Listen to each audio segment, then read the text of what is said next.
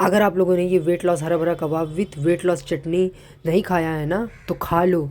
10 दिन में ही 3 kg wait आसानी से कम कर लोगे। नाश्ते में खा लिया तो ये तो मेरी गारंटी है।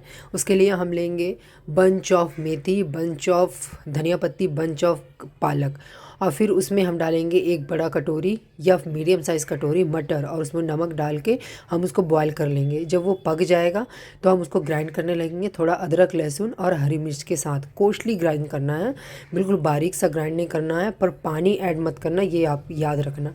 फिर हम उसमें थोड़ा सा अजवाइन डालेंगे एज़ फॉर डाइजेशन, और थोड़ा सा हम जीरा पाउडर, थोड़ा सा धनिया पाउडर, और 1/4 कप ओट्स पाउडर, और 1/4 कप बेसन। उसके बाद हम सारी चीज़ों को अच्छे से मिक्स कर देंगे, और फिर नॉन स्टिक पैन पे हम उसका टिकिया बना के कबाब बना के रख देंगे। और जब वो एक तरफ से सिक जाएगा, मीडियम आंच पे रखना है आपको 10 मिनट तक, और फिर उसके बाद उसमें घी लगा के हम उसे पलट देंगे दूसरी तरफ सेकने के लिए, और फिर ढक के छोड़ देंगे 10 मिनट तक।